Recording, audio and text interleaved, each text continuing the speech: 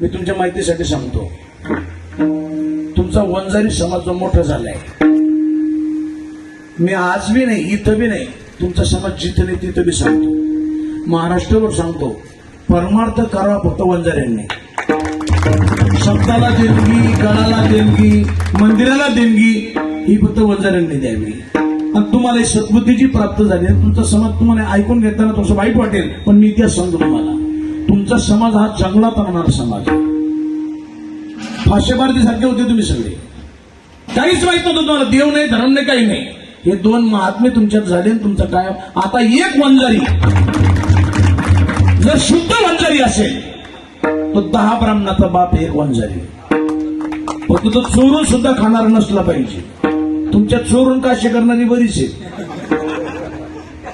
Original पाहिजे.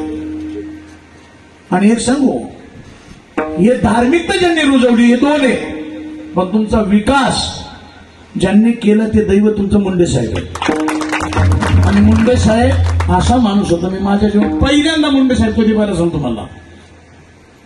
माझी गाडी खराब झाली बीडमध्ये, एक जोगदन भाऊ म्हणून आहे, हरिदास जोगदन म्हणून, तिथे मी गाडी लावली. त्यांना म्हणलं, माझी गाडी खराब झाली आणि मला तेलगावला कीर्तनाला जायचं.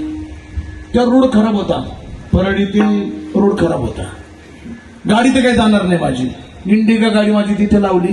ते म्हणे, महाराज माझ्याकडे फोर व्हीलर आता अवेलेबल नाही, मी एक मोटरसायकल एक माणूस तुम्हाला देतो.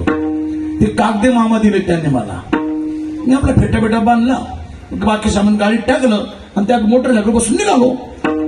मुंडे साहेब तेव्हा खासदार होते, फक्त म्हणजे याच्यात खासदार होते, तिकडून निघाले. त्यांचे खासदार होते का आमदार होते मला आठवत नाही तेवढं, पण सत्तेत नव्हते.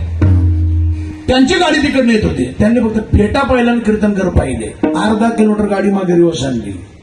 तेव्हा माझा त्यांचा परिचय नाही. विचारला कुठले महाराज आहेत, कुठे कीर्तनाला चालले, मग मोटरसायकल का प्रवास करताय, सगळी विचारपूस तेव्हा केली. तेव्हा एकदा त्याने मला पाहिलं होतं. त्यानंतर एकदा छावणीवर कुठेतरी माझं कीर्तन होतं, तेव्हा आले. तेव्हा त्यांनी मला सांगितलं, महाराज आपण अमक्या टायमाला भेटलो, तुम्ही पाटील महाराज आहात. राजकारणावर सोपं वाटलं नाही तुम्हाला? राजकारणात कोणी यशस्वी होत नाही. कोणता माणूस कोणत्या गावाचा, याला पोरं किती, याला पोरी किती, याच्याकडे जमीन किती, हे सुद्धा लक्षात होतं त्यांच्या. लागून आवाज द्यायचे नावासकट, म्हणून यशस्वी झाली माणसं.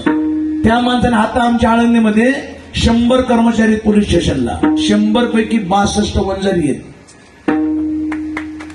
62 वंजारी. कोणत्याही खात्यात जा, तुमची लोक अग्रेसर आहेत, त्याला